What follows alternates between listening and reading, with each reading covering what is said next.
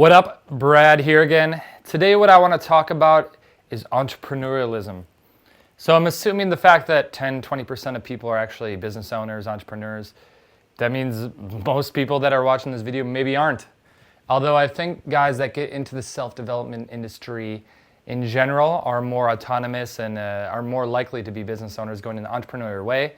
So what I want to do is steer you in that direction more better, as well as in a better fashion, we'll say, as well as guys that have careers or are in college, stuff like that. Kind of give you some tips and tricks to have you become more entrepreneurial, ultimately leading to more enhanced self-esteem and just being happier with life, because that's the end goal, right? Be happy, excited, all that.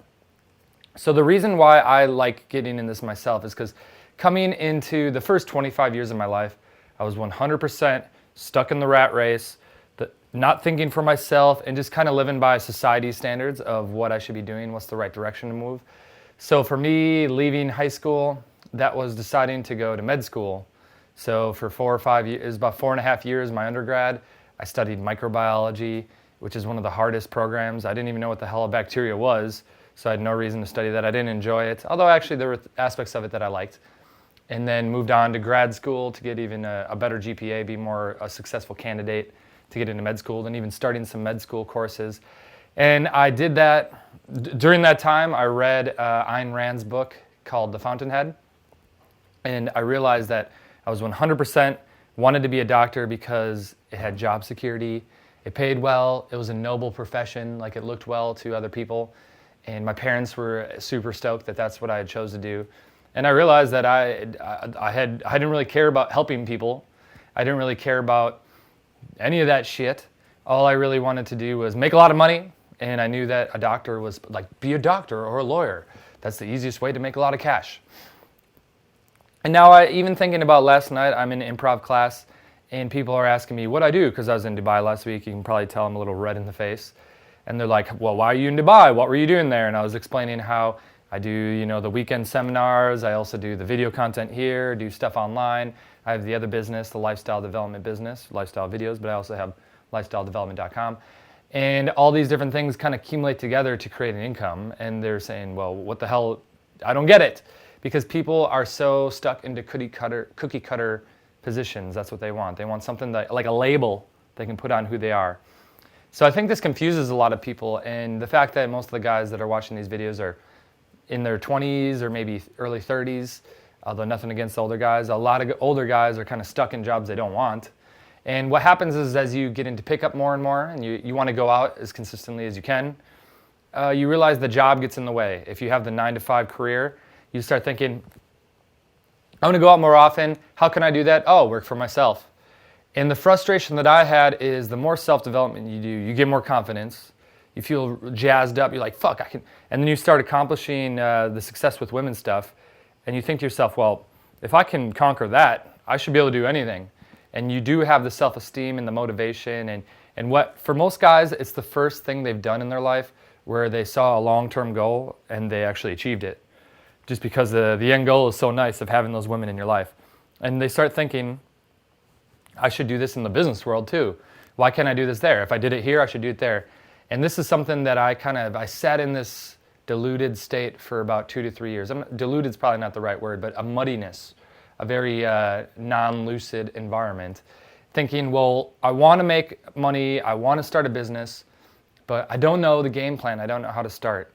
And this ties into a theme that I've said in multiple different videos of the ready, fire, aim analogy. First, we'll explain it in pickup, and then we'll tie it into the business aspect. So in pickup, what happens is right when you start off, you start reading all the material. Let's say the first thing you got is evolutions here. Think back to when you just started and you're like, okay, I'm going to go through the whole thing here. Beginner section, intermediate, advanced, I'm going to go through it all. And once I get done with it all, I'll know exactly what to do to meet the girl, to never get rejected. I'll know exactly what to say, know when to say it, know when to do it. And then at the end of the night, I can take her home and everything will be strategically in order that nothing goes wrong. But that's pretty much impossible because there's too many variables in the environment and you have another person there. You can't control them. You can't control what happens. And ultimately what you realize is that you doing things right is not what actually makes her into you. What makes her into you is the fact that shit goes wrong and you have the self-confidence and the trust in your ability to make it go right. And this is the same thing that happens in the business world. So again, we're going to look inside, deep inside you, and think about, all right, what are the issues that I have here? What is holding me back? And for the vast majority of people, it's that security again. They want that security. They don't want to take the risk of being embarrassed, of spending a lot of time on something or investing some money in something and then having it fuck up and blow up in their face. Then they're embarrassed, everyone laughs at them, and it's a big deal. But to be rewarded, the most successful people, you need to take a risk. You need to take that big risk. And just as in pickup, the only way you're gonna learn is getting rejected a few times, dealing with all the bullshit that the girl gives you.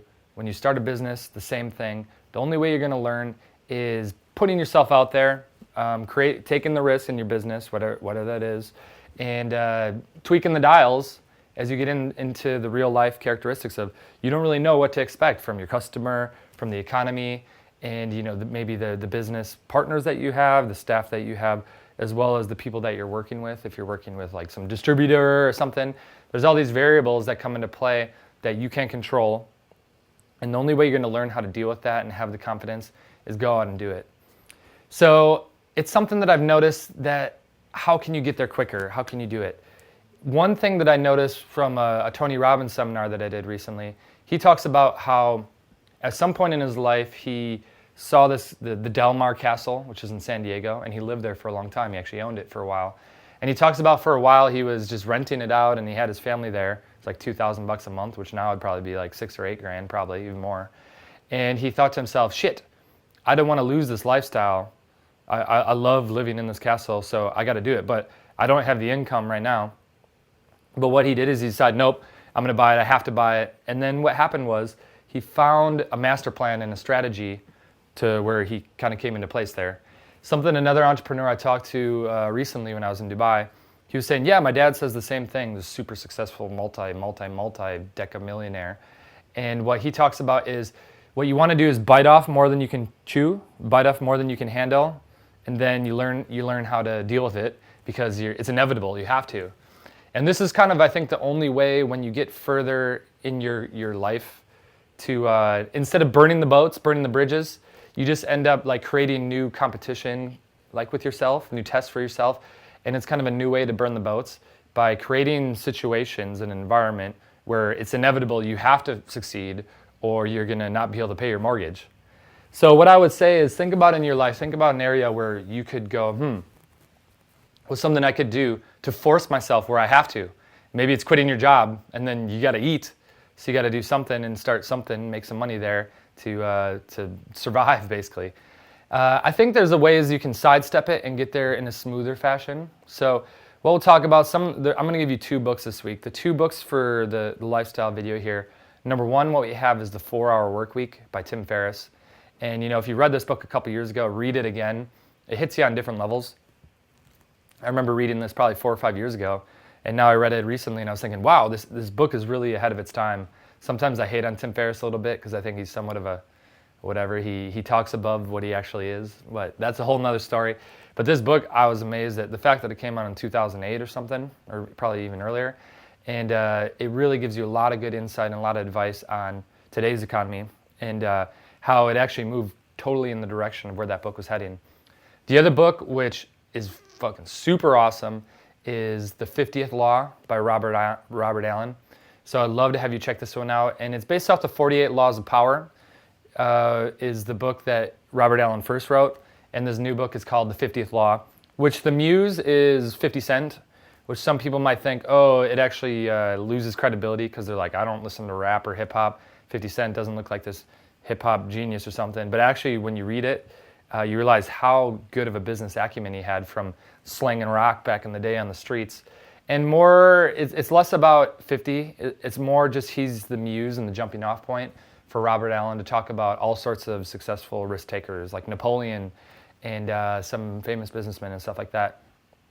And that book really kind of put the final dagger in it for me of I will truly be an entrepreneur. I have to take the risk myself and I can't be dependent on anyone.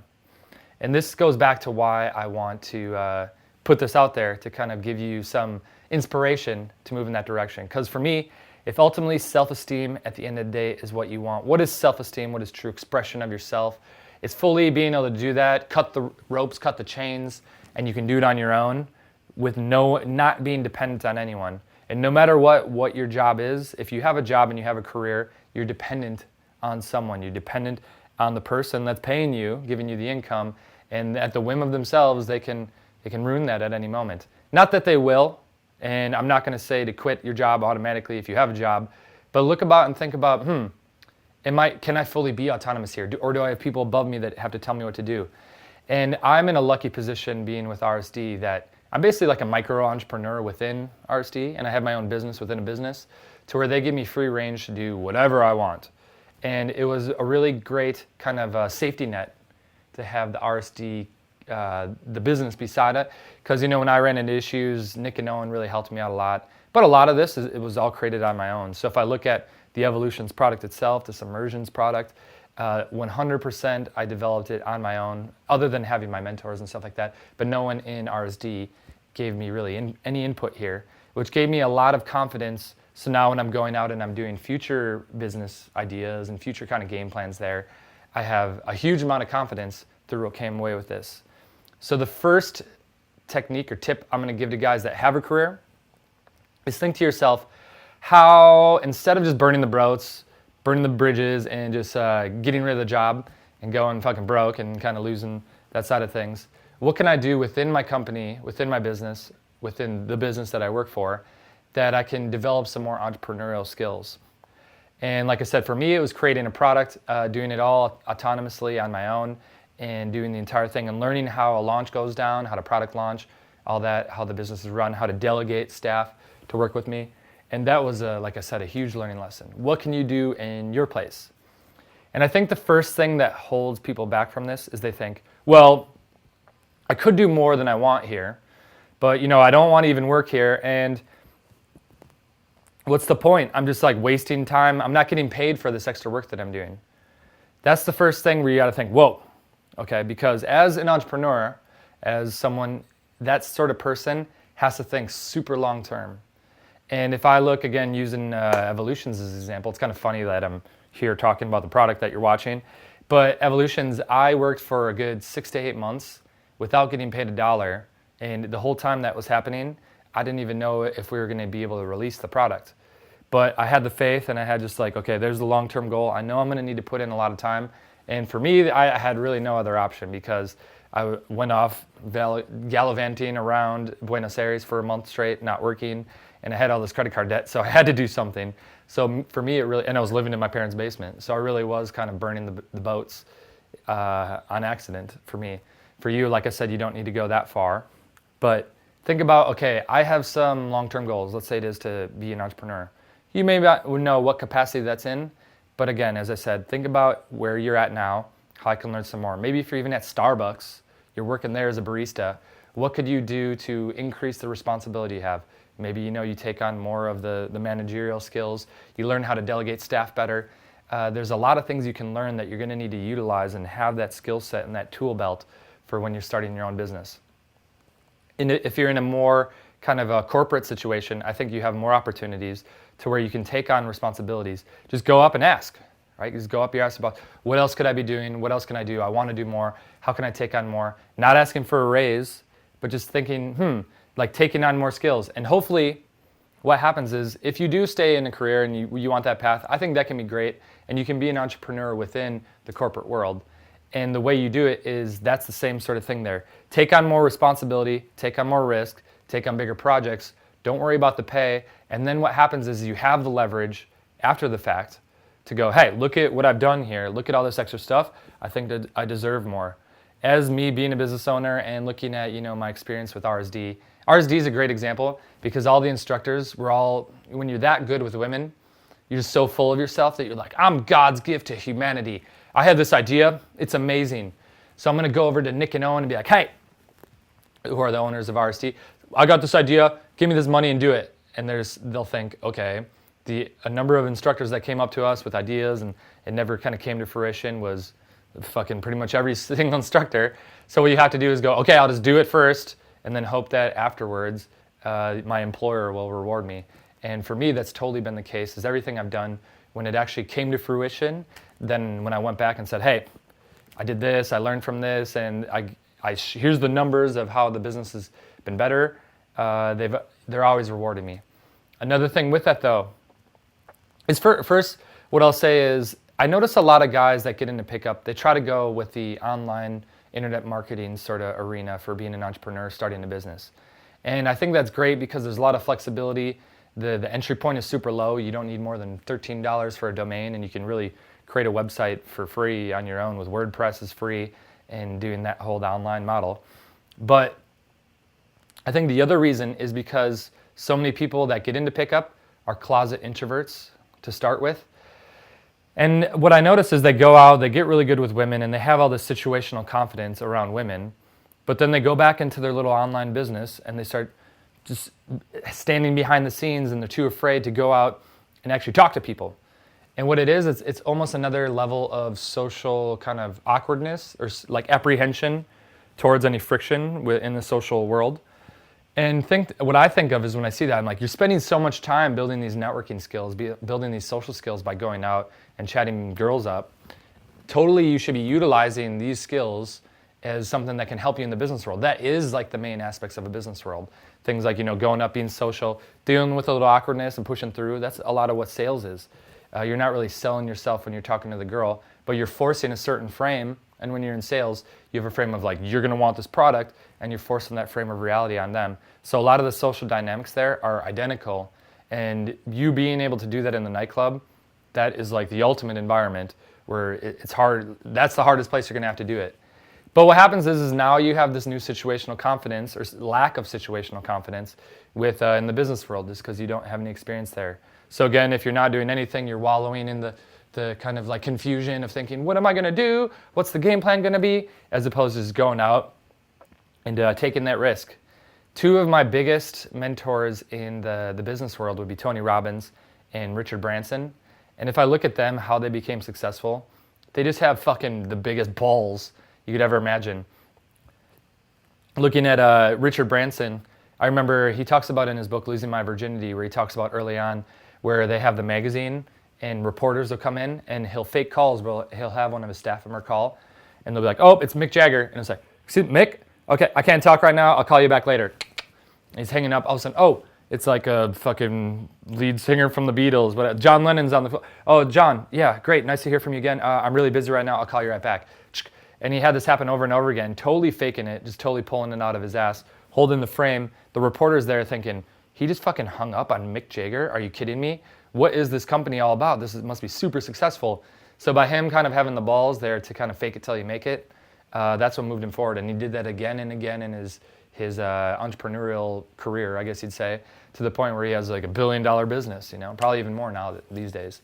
And Tony Robbins did a very similar thing where he talks about how in his training, he learned how to get certified in NLP to be a NLP technician basically. And all of a sudden he goes on this radio show, some lady and some doctor calls up and he's like, oh, this is all charlatan. You can't do this shit. And he says, bring your chick that you've had for 7 years that you can't cure. I'll cure her in 30 minutes. And if you think about it, this is like some serious balls. He's never even tested this before. And now here he is just thinking that he can go out and accomplish it. But he did. And he said even, okay, well, this is going to be very awkward and embarrassing on stage if I can't figure out how to cure this. But I need to take this risk because that's what happens. You get rewarded for the risk. And more importantly is actually to find the big risk and move towards that than actually just sitting there going like, oh, and that's what every guy's problem is that I've noticed for the most part, is they're too afraid to take the risk. One of my favorite quotes is, every time we choose safety, we reinforce fear, by Sherry Huber. And this scares me actually, the fact that everyone they want some certainty in their life. It's just you need that certainty, you need the security to know that if all of a sudden you lose your job, you'll have a month's worth of food. You're not going to starve, or you have a way out. You got to pay your rent, and you're thinking, "Whoa, I got to have enough money in the bank account to do that."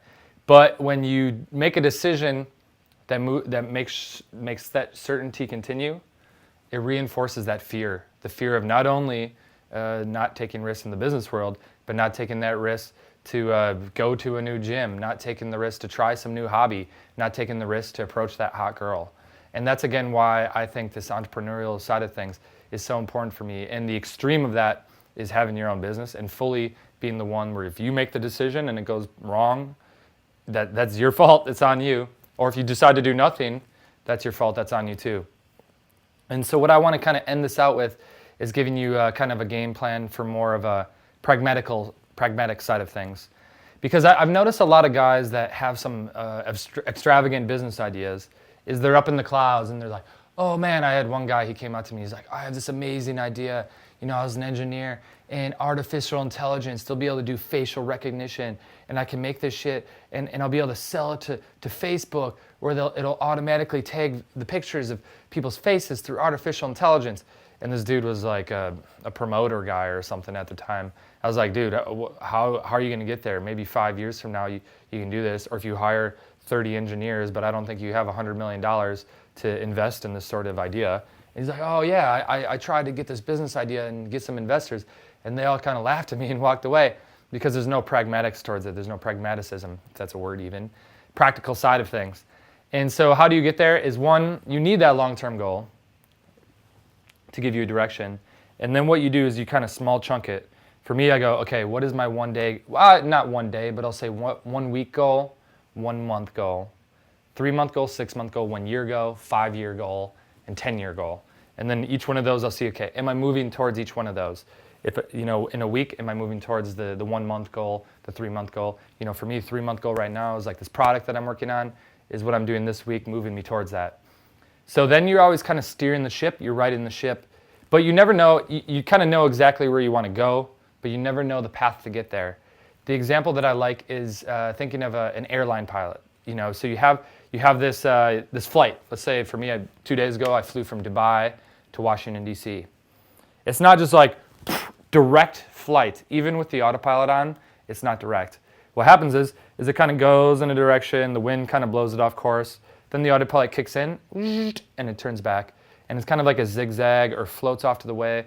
And you know, there's some variability in there, and the direction is never the same every time. And that's why when you have that sort of long-term 1 year goal, let's say, you don't know how you're going to get there, but as long as you constantly right the ship, some turbulence kicks in, constantly right the ship, or you go around the storm, whatever happens, that long-term goal leads you in that direction. This is for any sort of goal, but it's very important in the business world because you don't know how you're going to have to deal with, like, oh, I have a couple interviews with different people that I'm trying to hire, or you know, the first video I create fucks up, or you know, you have to buy some new hardware, whatever it is. You're not going to know till you get in there, and then you're slowly steering more towards that again. And that long-term goal can shift as well too. I remember for me initially, I was thinking that I would start doing, you know, women's dating stuff and all sorts of other directions, moving that way and build an audience on stage more. But then I realized it's actually easier for me and more high leverage point to do it through the digital media because I can just kind of spread this for free, much easier. So my goal shifted. My end goal is still to be the Tony Robbins up on stage with 10,000 people there or something. But the trajectory to get there changed. I wouldn't have done that or known that if I didn't start doing videos though. So you know, that it can kind of always shift. So that's going to get you a little bit more pragmatic. The other side of it is self-discipline.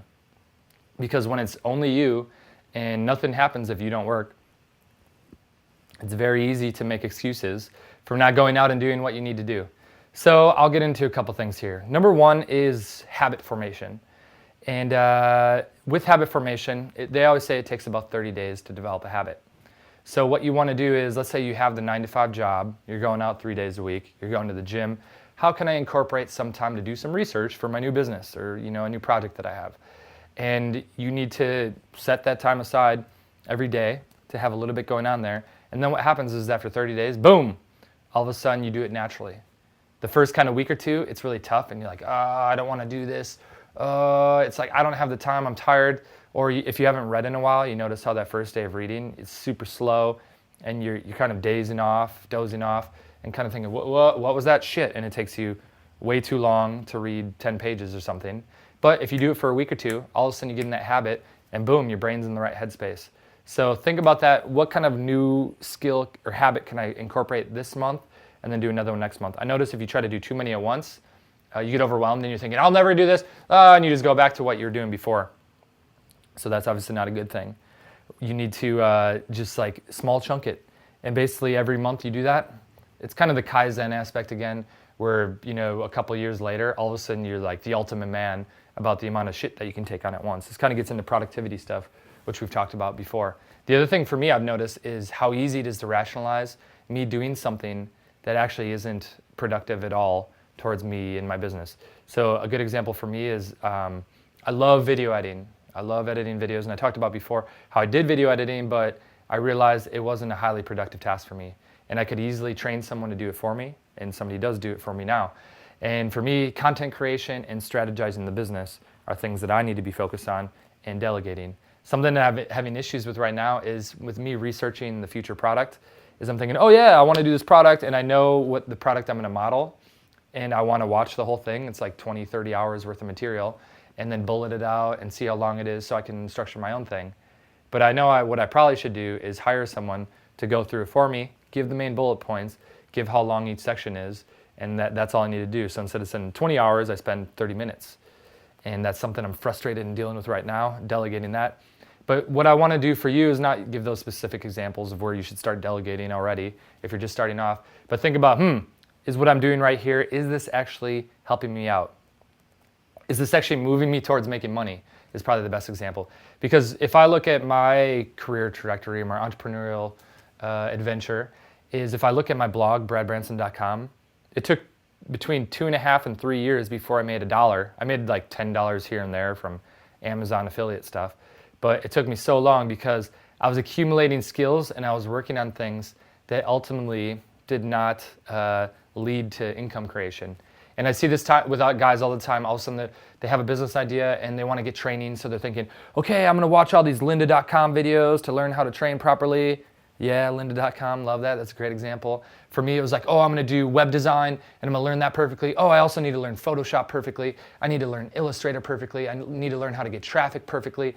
I need to how to do PPC traffic perfectly and get paid ads.